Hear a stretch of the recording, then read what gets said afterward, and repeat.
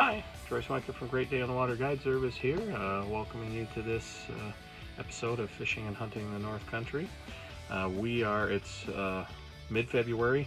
We just finished the visit from Siberia for the last 2 weeks here in Minnesota. We didn't even get above zero for our highs for about 4 straight days, almost 5 days, and about 2 weeks of below zero lows at night. So we're out on Big Stone Lake in western Minnesota. It's border water of Minnesota and South Dakota, and it's headwaters are start of the Minnesota River. Right in the bucket here, I'll show you, this is what we're after out here. Jumbo perch. Big Stone Lake over the last several years here has become one of the best jumbo perch fisheries in the upper Midwest. Right now, not a place to go if you're looking for 14, 15, 16 inch trophies, but if you want to catch numbers of 10 to 12 inchers, and there's a good year class of 8 to 10 inchers in here too, you can have a blast. Also huge bluegills in here. It's common occurrence to catch a couple of 10.5 inch bluegills in a day. So we've got, after the cold snap here, we got about 20 inches of ice out here. We're set up just out in the lake basin area where the perch are roaming. Cold this morning, below zero this morning, again just a couple degrees below zero, but gonna warm into the 20s today and 30s tomorrow. So bite was pretty slow this morning. It's starting to pick up as it warms up a little bit here. We're starting to see more fish, get more bites. So we're expecting it to get better and better as the day goes on, and probably have a good, real good afternoon, evening bite. So stay with us, and we'll be back when we catch some more fish. And there, my dad's got another one. Nice one there, Nate. Hold him up. Yeah, okay. Go ahead and take him off, and we'll get a photo of him. And yeah, another nice one for the bucket there.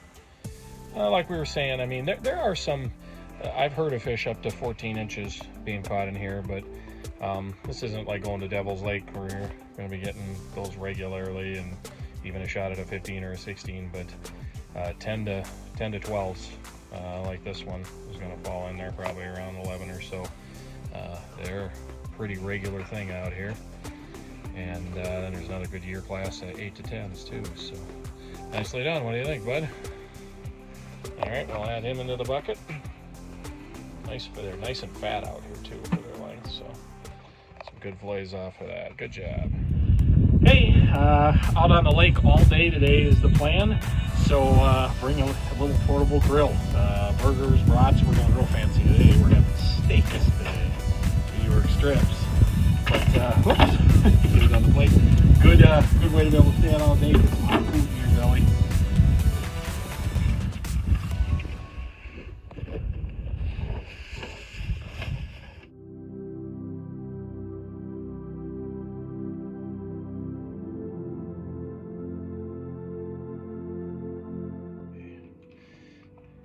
Oh, and my son Parker, there is a chunk there. Look at that boy. That's a nice one there, buddy. Good one. How do you hit that? You smack it pretty good? Yeah. Okay, we thought they might start getting more aggressive here as things warmed up a little bit and that cold air got away from us.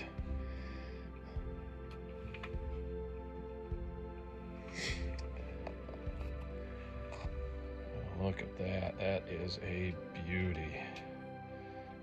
Nice job, buddy. You can put him in the bucket there, and why don't you hold up and show us the jig and what you're using. Talk a little bit about the baits we're using.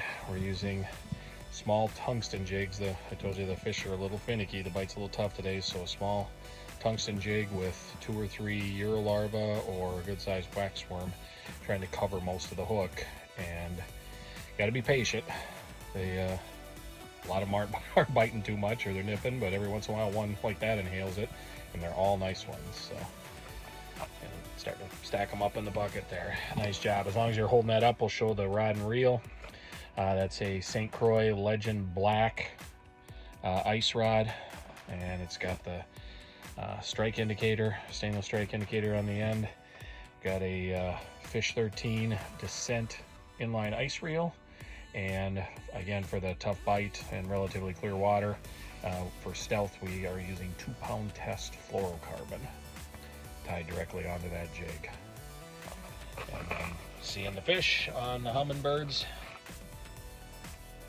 and basically pounding bottom, trying to trick them to come up off the bottom a little, and getting one here and there, but we're starting to pile them up pretty good.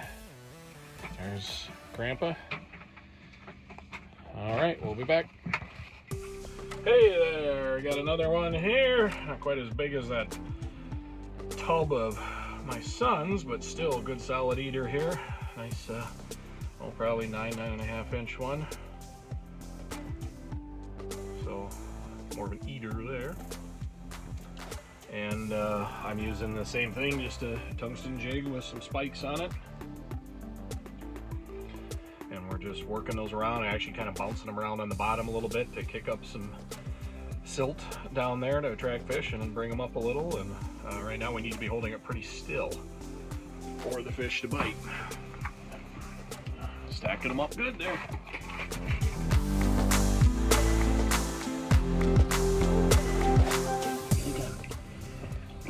You get wrapped around the transducer, but got a nice hook off so we can get them up. A nice bluegill there. Nice little bonus fish with all the perch. About a 8.5 incher, 8.5 incher. Nice one. Nice little bonus fish. Hey, we're getting a little dark here towards evening. Bite not quite as good late this afternoon as it was actually late morning to midday was the best bite, but we're still seeing a few and getting a few.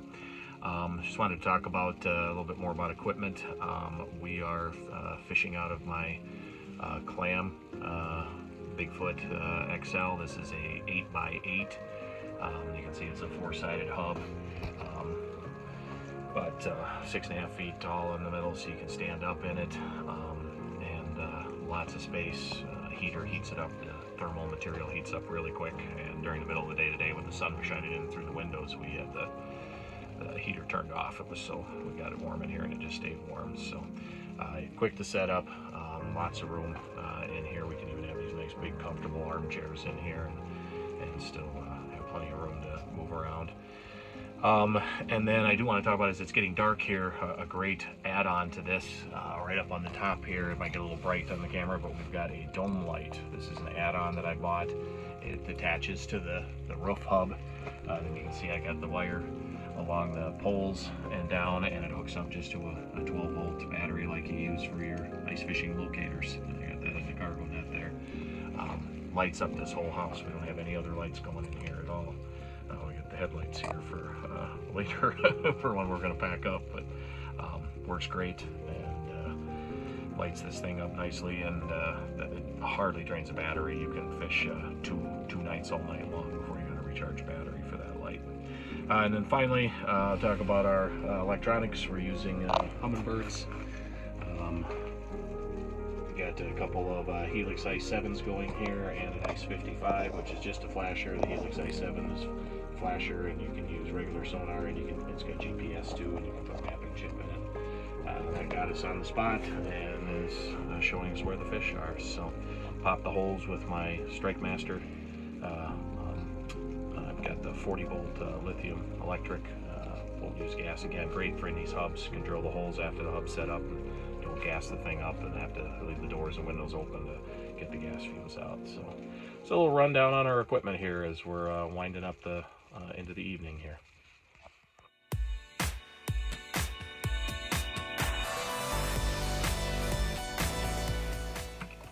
All right, my son's got one coming up the hole here. That's a nice perch, buddy.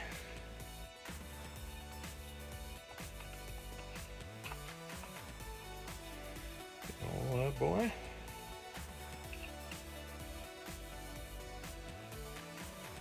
Hold him up here. Beauty. We get a picture of that boy and toss him in the bucket. Hey there, I got one. Yeah, that's a 9.5, 10 incher. That's a nice fish. We'll get a picture of him. You can get me in there too. Get a picture of him and get him in the bucket, and we'll get back down there. And my son Parker got our first small one of the day.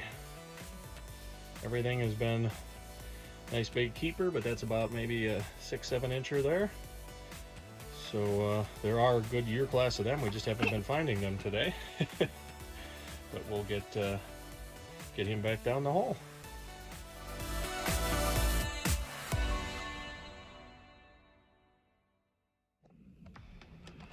Hi, well, we're gonna wrap things up here, and just wanted to say thanks for watching this episode. We had to throw back some small ones, but caught a lot of nice perch. Our biggest one was about a 12 incher and really fat. We had a lot of fish in that 10 to 11 inch range. Kept a few more in that 9-inch range, threw back some smaller ones. Had a big white sucker come off in the hole, caught a nice size white bass early, a nice bluegill, so a few species, but mainly perch what we were targeting. If you get a chance to get out on a perch lake, or if you live up in the upper Midwest here, Big Stone is a great one to be on now. Find these fish in midwinter out roaming around in the deep soft bottom basin areas, feeding on invertebrates and larvae, and you get on them, you can have a real blast like the three of us did. So for Parker Smutka and Nate Smutka, I'm Troy Smutka. Thanks for watching this episode, and we hope to see you at our next one. Until then, good luck, and I'll see you out there somewhere.